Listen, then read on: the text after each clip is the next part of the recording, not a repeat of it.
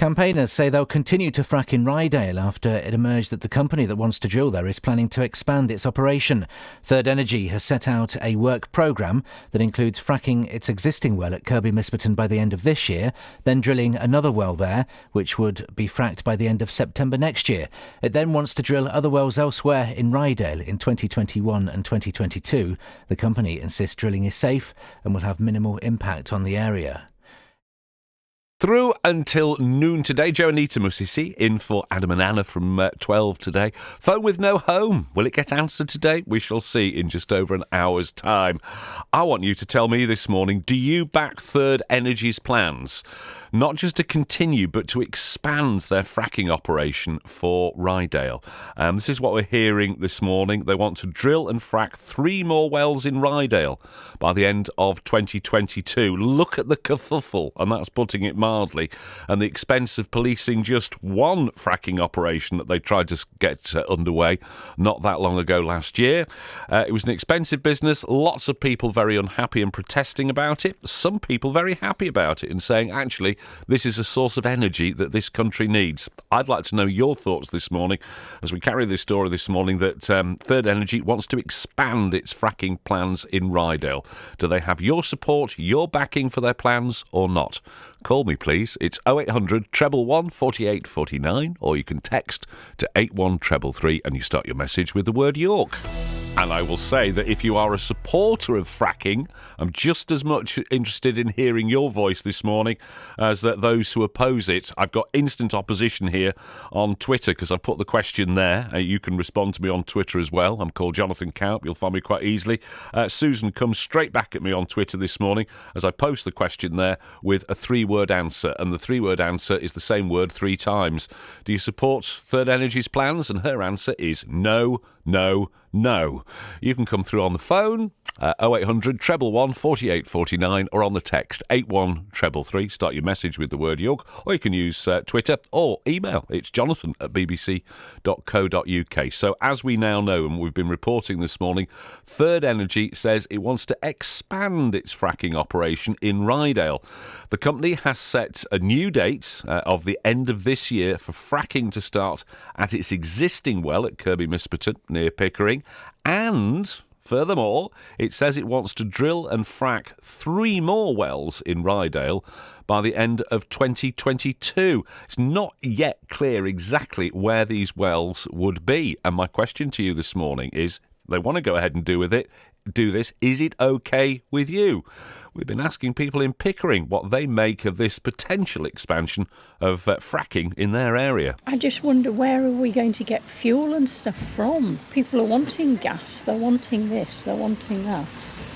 So where's it coming from? I think if we don't have to do it, if it doesn't need to be done, I don't think it should. There's not been enough research into the environmental damage. So once there were more research, then, my thoughts might change. Yeah, we've had a similar situation quite near to where we live, because they're doing it in the Doncaster area. Yes, they are, round there. And a lot of our friends that live round there feel that they don't object to it. In principle, they like the idea of an alternative way of, getting the resources, but they don't feel that there's been enough proof that there's no adverse effects from them doing it. What's better, to have a naturally sourced supply of gas or rely on Russia? That's exactly what I would have been saying. I mean, I would be supportive rather than non-supportive, because we've got to get the energy from somewhere. We've got to get the energy from somewhere, and would we rather have homegrown, well, it's not quite the right word, but as that couple was saying at the end there, would we rather actually have energy that we produce in this country, or maybe rely on unreliable sources from elsewhere in the world? Third Energy, the company that's behind the fracking plans, says it's not putting up anyone for interview on Radio York today, but it has sent us this statement. It says the company does have a firm timetable for the resumption of the KM8 hydraulic fracturing project. That's the one at Kirby Misperton. And as we've always said, they go on. As soon as we do have firm plans to share, we will share them with the local community. Are you reassured? Are you happy? Or not? Call me 0800 111 48 49. Let's talk to Frank Colenso, who is from an organisation, and I think from the name on the tin, we know how he probably feels about it. Frack Free Ryedale. Good morning, Frank. Good morning, Jonathan. Does this news come as any surprise to you, this announcement from Third Energy that they want to actually restart their operation at KM8 and expand it as well? Well, it does in the way that the news came out. So the company should have informed the communities first of all, and this came out through a side letter via Claire Perry. So I think it's the whole communication process is a bit disingenuous. Here we have a company who's got a net worth of sort of minus 63 million and an annual loss of 3.5 million. And it would be very surprising if Barclays Bank are going to loan them any more money to carry on fracking in the area. So effectively what you've just said is you don't actually think they're ever going to have these may be their plans, this is we would like to list, but you don't think they're actually going to have the funds to do it?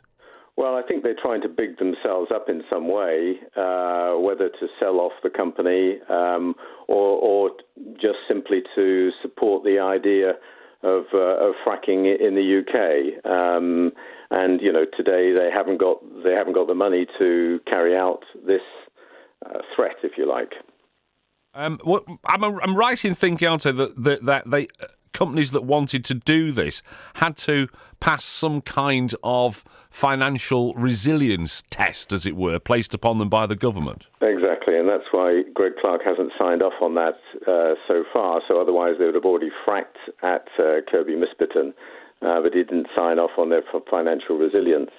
And really, the issue is that Greg Clark really needs to take control of his department and reel in people like Claire Perry, who are making a mockery of the government's clean growth strategy. She's been telling us, and she uses this argument all the time for fracking, that the UK has cut its carbon emissions faster and further and faster than any other industrialised nation, and keeps quoting that we're the leader of the G7. When in reality we find out from Lord Debden and the Committee on Climate Change that the numbers that she's been using are just changes in EU accounting emissions trading system, and they do not. Anything is not. The changes are not due to government policy. And in fact, the letter goes on. We have repeatedly identified that progress in delivering key measures is not on track, and that there is a policy gap in achieving government ambitions. So, here we are trying to, frack our way out of climate change, and this is an absolute nonsense. So you seem to be ruling it out this morning as if you think from a financial point of view and from a planning point of view, the whole thing is probably a complete non-starter. If you are so certain of that, is there anything for people like you who oppose fracking to actually be worried about? Oh, absolutely. I mean, these are the last screams of a dying industry, and the important thing to remember is that the people are the people that are affected by this in those areas that Third Energy have referred to. Their lives are put on hold or have that uncertainty as to what is happening next. And, we've seen KM8. When did they start KM8? 2000, and they drilled it in 2014 or 13 or something like that. There's 4 or 5 years of uncertainty just in Kirby Misperton alone. And this process is an abundance of gas. I listened to 1 or 2 of your commentators talking about Russian gas. I mean, we get 1% of our gas from Russia. This is really just a nonsense to have this type of discussion. There's an abundance of gas. Even this week, the letter, again, the Committee on Climate Change has made the recommendation that there should be no more gas installations, gas cooking installations, for example, in new developments past 2022. So, we're having to turn off the gas tap because of climate change. Today, look, just, be pragmatic. You're talking about the weather earlier on today. We're at the 26th of February. We're just about to record the highest temperature on record in the UK today. We're about 8 to 10 degrees hotter this month, and I know we get fluctuations, but we've had significant developments over the last 10 years. We're going to record the highest temperature in the UK today for a February. We've got to get real. Okay. We've got rampant on that change. note, we've got to get real. Frank, we must stop. Thank you very much indeed. Frank Colenso from Frack Free Ryedale. You've heard his opinions. You know the organisation he comes from, and that sort of, you've heard his opinion. It's not a good idea. It's not feasible. It's not sensible, and it's not good for the climate. What's your response to him? If you are somebody who's in favour of fracking and want to speak up for it, you're welcome to do so. An anonymous texter this morning says, good morning. Hello, anonymous texter. We must look at the fracking option, says anonymous texter this morning. We don't get most of our gas from the North Sea. The reserves have been used and the likes of Putin can turn the taps off at any time, is the opinion of anonymous texter this morning. Let's get more now on Third Energy's fracking expansion plans. Our reporter Mike Kemp has been following this story for goodness knows how long, Mike, right since the very outset, from the start of it all. Good morning to you. What is Third Energy up to this time? Well, this is Third Energy updating its licences it has with the Oil and Gas Authority to explore the potential of shale gas in Ryedale. These are not planning applications or anything like that. This is a document the company says it's obliged to fill in, but it is a statement of intent. So what it's saying is it's aiming to frack its existing well at Kirby Misperton by the end of this year, which, as we know, it already has permission to do that, though the company says this is not a firm timetable. And we've had these sort of deadlines, dates before. We're in the middle of one actually at the moment, where last autumn I was told that fracking could well start in the first part of this year. Well, obviously that's not going to happen. But on top of all this, it's also said that it would be looking to drill and frack 3 other wells by the end of December 2022. One of those would be a lateral well at the Kirby Misperton, existing Kirby Misperton well, a 1,000-metre lateral well, and then 2 others somewhere in Ryedale. They could be at Kirby Misperton, they could be at another site. The locations they're not saying.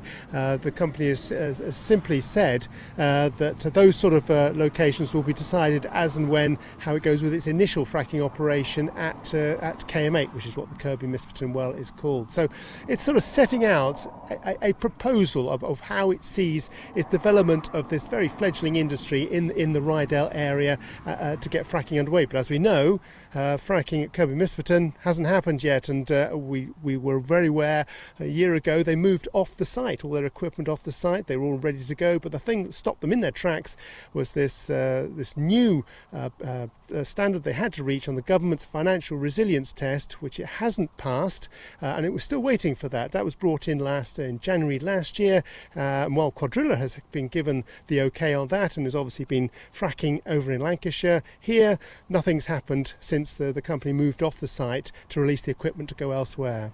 And will these actually happen? I mean, as you've made quite clear, really, this is just a laying out of plans, of proposals and what have you. Is it actually going to become a reality, do we think, Mike? It's very difficult to say because, obviously the company in setting out its proposals to the Oil and Gas Authority, expressing its commitment to fracking essentially, but there are many hurdles to overcome, hoops to go through for Third Energy, and they're very clear about this. And in their statement, in the second part of their statement, they say that while we'll work to meet the deadlines for this work, it should be recognised that there may be factors beyond our control, for example, securing planning consent and other regulatory approvals that could could impact on the timing of the programme. So these 3 other wells that they're looking to frack by the end of December 2022, have to get planning permission. The North Yorkshire County Council say that yes, these would need planning permission should they wish to try and proceed. We know it took about 2 years to get planning permission for the Kirby Mispton well, and that was an existing well that had already been drilled. Then there are other factors they have to get, which is the environmental permits, which take a while. Environment Agency have to look at that, and then there's the actual fracking consent to frack as well. These are long, drawn-out processes that take time to actually bring in. And when I made mention of this deadline or this sort of time scale that they've set is very tight, they refer me back to the statement and what I've just read out. But the one other factor that is in all this, if we put aside all the rest of those things that we've mentioned about the financial resilience test and the planning application, planning permission, we are still waiting for the government to announce its decision on a consultation which I think ended last October into whether it will fast track fracking applications, in effect taking the decision making away from local councils. Now there is a lot of anger at this, not least from Conservative councils and MPs, but a government spokesman says it will make a decision in due course. As and when that decision is made, that would speed up the planning process, no doubt, even though councils would still have involvement in it. And obviously that may help with meeting any of these deadlines. I know one journalist who'll be all over it like a rash when those details do start to emerge. Mr. Kemp, thank you very much indeed. Mike Kemp, our reporter, covering fracking and so many other issues for us in York and North Yorkshire, and specifically at the moment in Ryedale. So, I mean, that's the sort of the analysis, the breakdown of where we are with this particular news. Just to repeat for you what we are told by the company at the moment, their statement to us to explain exactly what they're going on. They say they can state, contrary to some misleading reports, that we currently do not have a firm timetable for the resumption of the KM8 hydraulic fracturing project. This is the one at Kirby Mispton here in North Yorkshire. And they go on, as we have always said, as soon as we do have firm plans, we will share them with the local community. If you are part of that local community, many people in that community caring passionately, some fighting one way, some fighting the other, for and against the idea of fracking going ahead because of the hospitality industry and the jobs that it might bring to that, to local employment in general and prosperity. Some people say we need it in Ryedale, thank you very much indeed, and others say no, hands off our landscape, hands off, well, whatever is there under the ground. We don't want this doing. Some people with concerns about the water table, about the potential of land movements and all the rest of it. I'm asking you this morning, good idea, bad idea? Greenbelt Sal, morning Sal, says no, not a good idea. She says, your term, fracking as a subject bubbling away in the background, is my main concern. What will be left bubbling when they've got what they want and they leave? There is water pollution from abandoned lead and coal mines already, but this form of energy, says Sal, involves a witch's brew of chemicals. I think we could say that Greenbelt Sal is not in favour of fracking going ahead, but I don't know about Adrian, who's on the line from Malton. Good morning, Adrian. Good morning. Are you in favour of these plans continuing and expanding? No, I'm not in favour of extreme energy, to be honest.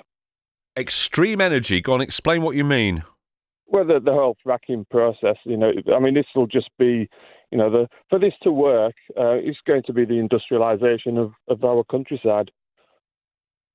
Go on, because I'm not sure that a lot of people actually think of it as industrialisation. They think of, a few little wellheads here and there bringing out some very valuable shale gas that can be of use to us.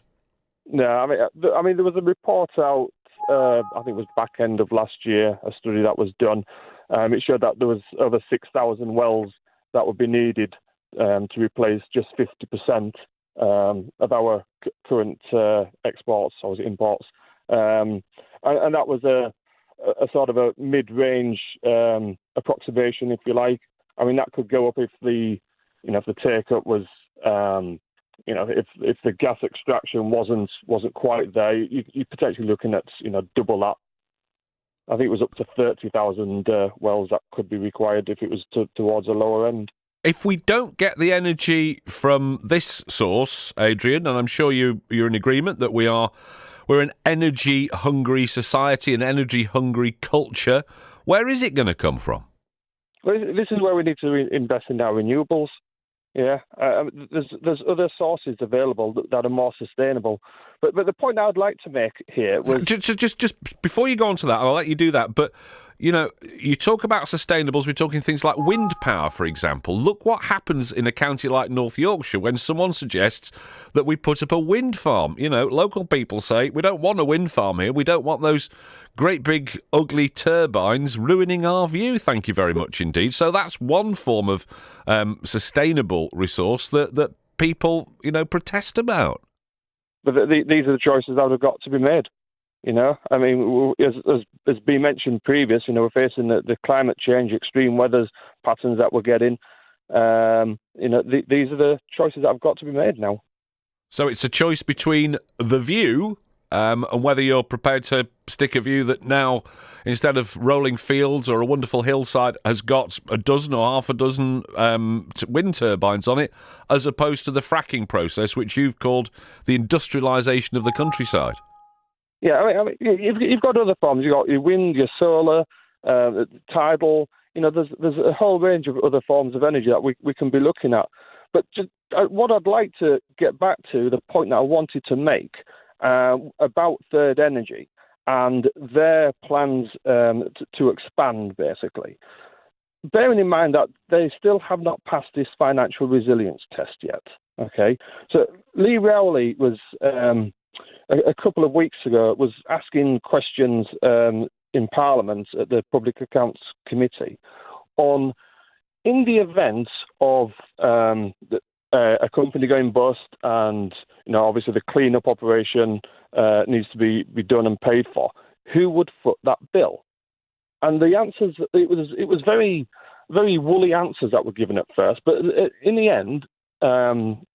The final answer that they gave was the landowner would be responsible for footing the bill. I mean, that we're talking thousands of pounds here. No, more than thousands of pounds, tens or hundreds of thousands of pounds. I mean, this was certainly it was a concern expressed by the owner of Castle Howard on the subject. Like, hang on a minute, if you're going to frack under my land, I think I'm right in saying was what Nicholas Howard was saying. If you're going to frack underneath my land, I am not then prepared, X years down the line, either me or my descendants, to leave the legacy of having to do the clear-up. Exactly. And, I would hate to be the landowner that has got a fracking site in their back garden. Adrian, we'll leave it there. Thank you very much indeed. You make your point very forcefully.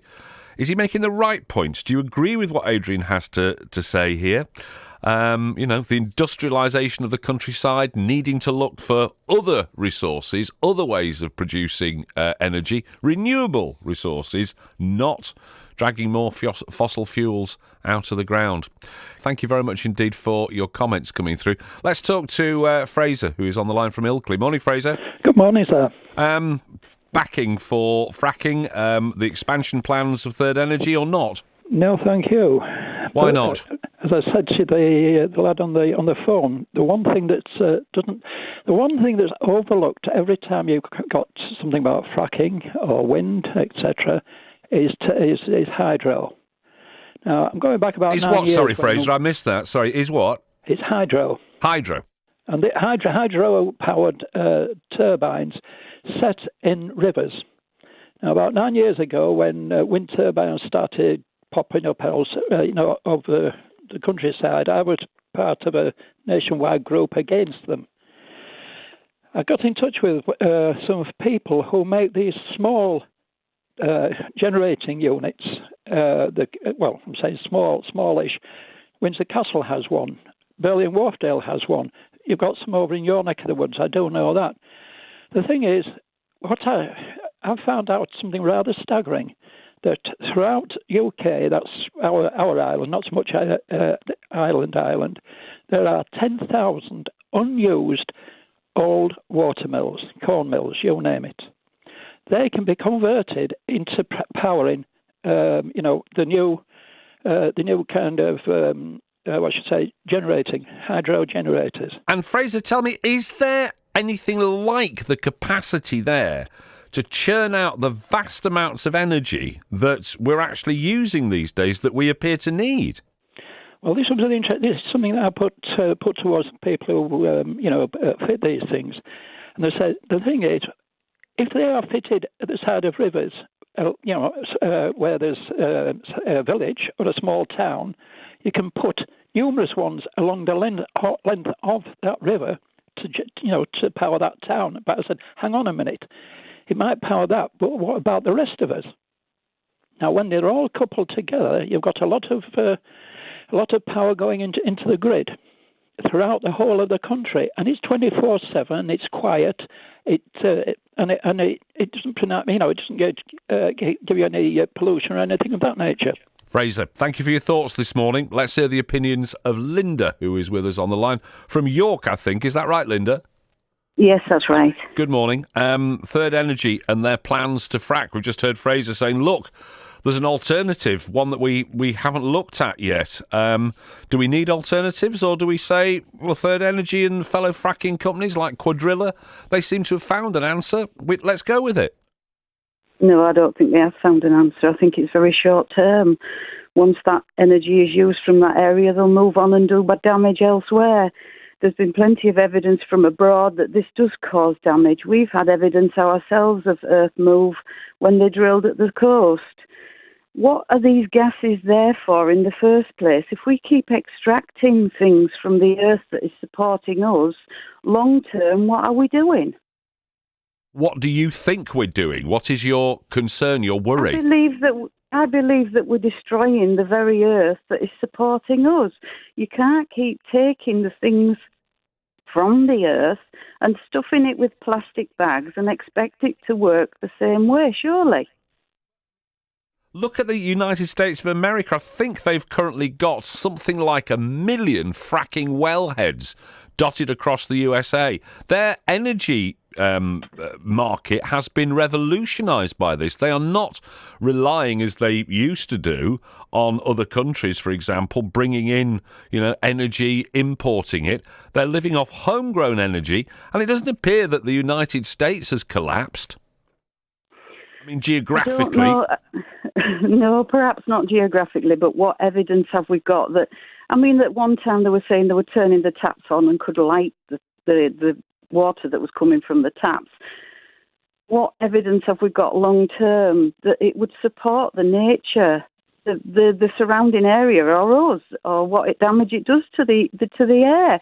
If we're talking about the things that we're doing now causing this pollution, what is the point in continuing to do it and not finding an alternative? The renewables are there. We need to harness them. Linda, I think I'm going to put you down in the no column. Is that all right? That's fine. Linda, nice to speak to you this morning. Linda on the line from York. Your opinions, very welcome. Do keep them coming through. Whichever way you want to. You can do it on the text. You can do it on the email. Email address is jonathan@bbc.co.uk. It's always a good way to give us feedback on the programme, comment on things, draw subjects to our attention. Quickest way, though. And 1 48 49. David, thank you. Back to the travel team in half an hour's time. Just reading what Di Keel has to say to me on Twitter this morning. Di was talking to Georgie at breakfast this morning.